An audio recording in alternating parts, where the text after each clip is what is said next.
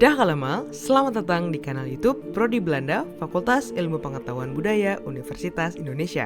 Tempat Anda menemukan informasi ringan dan edukatif mengenai bahasa, budaya, seni, sejarah, serta peninggalan Belanda di Indonesia. Pada video kali ini, kami akan membawa Anda melihat jejak Belanda di Kesultanan Cirebon.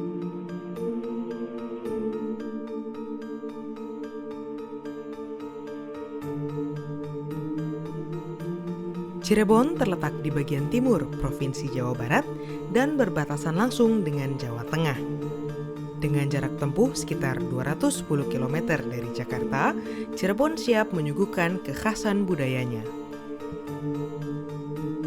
Salah satu keunikan Cirebon adalah 4 keraton yang berlokasi di satu area, di Kecamatan Lemah Wungkuk. Keempat keraton tersebut adalah Keraton Kasepuhan, Keraton Kanoman, Keraton Keprabonan, dan Keraton Kacirebonan. Keraton Kasepuhan adalah keraton yang tertua dan cikal bakal pemerintahan di Cirebon. Gapura dan gedungnya dihiasi keramik yang sebagian besar diproduksi di Amsterdam. Ragam keramik yang merupakan hadiah dari VOC menggambarkan keindahan alam, aktivitas manusia, flora, dan fauna. Uniknya, sebagian besar dari keramik tersebut menggambarkan kisah kitab suci Kristen, walaupun Keraton Kasepuhan merupakan pusat penyebaran agama Islam. Hal ini menggambarkan toleransi beragama di Cirebon. Selain itu, toleransi juga tersirat dari kehadiran simbol-simbol agama Hindu seperti 2 patung macan putih dan patung lembu Nandi. Tidak banyak yang mengetahui bahwa seorang putri kerabat Keraton Kasepuhan, Nyai Sangkana, menikah dengan seorang ilmuwan orientalis Belanda, Snoek Hurgronje. Pernikahan ini membuahkan 4 orang anak. Seorang putri bernama Siti Aminah melahirkan seorang anak bernama Alexander. Jadi, Alexander adalah cucu Snoek Hurgronje. Pada tahun 1942, Alexander dinobatkan sebagai Sultan Sepuh dengan nama Sultan Sepuh Raja-Raja Ningrat. Timbullah polemik karena Alexander dianggap bukan keturunan asli Sultan Cirebon dan tidak berhak atas tahta. Jika jejak Belanda terasa kuat di Keraton Kasepuhan, maka hal yang berbeda kita temui di Keraton Kacirebonan.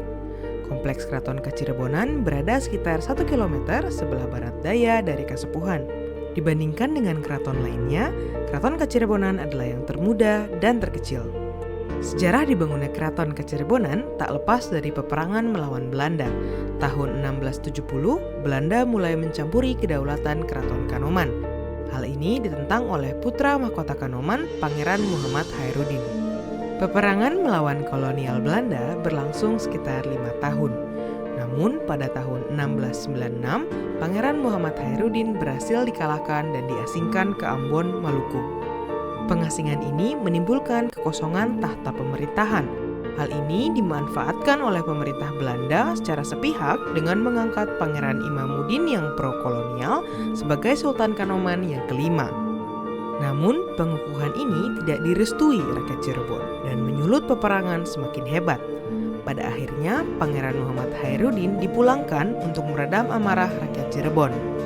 Tahta Kanoman yang telah diisi oleh Sultan Imamuddin membuat Pangeran Muhammad Khairuddin mendirikan Kesultanan Kacirebonan pada tahun 1808. Dari 2 pintu masuk yang melambangkan 2 kalimat syahadat, bendera perang berisi kalimat tauhid, dan mushaf Al-Quran kuno yang disimpan oleh keraton ini, terlihat bahwa Islam adalah pedoman yang kuat. Dibandingkan dengan Kasepuhan, Kacirebonan amat sederhana dalam menunjukkan jejak Belanda pada hiasan gedung keraton. Bahkan keramik yang menghiasi keraton berasal dari Cina. Hanya beberapa guci keramik yang berasal dari Belanda dan disimpan di ruang dalam. Jejak Belanda yang ditampilkan di Keraton Kacirebonan menunjukkan eksistensi kehidupan Belanda, seperti pedang yang digunakan dalam perang melawan Belanda, koin dan uang kertas yang digunakan pada masa pendudukan Belanda dan Jepang, serta hadiah dari Raja Belanda untuk Sultan Cirebon pertama, yakni pedang yang dilapisi emas. Uniknya, Keraton Kacirebonan memajang surat pengakuan eksistensi keraton yang ditandatangani Daendels sebagai Gubernur Jenderal Hindia Belanda pada tanggal 17 Mei 1809. Ada juga surat tanggal 10 Januari 1873 yang ditandatangani James Loudon selaku Gubernur Jenderal Hindia Belanda yang menandakan pemberian gelar ratu untuk istri Sultan Dendawijaya. Di Di samping itu, berkas-berkas yang ditandatangani oleh Sir Thomas Stamford Raffles, Letnan Gubernur Inggris di Hindia Belanda, juga dipamerkan. Jelaslah bahwa koleksi peninggalan Belanda di Keraton Kacerebonan tidak sebanyak di Keraton Kasepuhan. Jejak Belanda di Keraton Kacerebonan sebagian besar berupa benda-benda perlengkapan perang melawan Belanda yang berhasil dirampas oleh pihak Kacerebonan.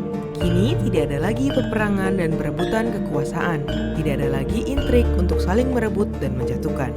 Biarlah sejarah mencatat semua yang pernah terjadi. Mari membangun hubungan yang harmonis dan saling menghormati antara Indonesia dan Belanda.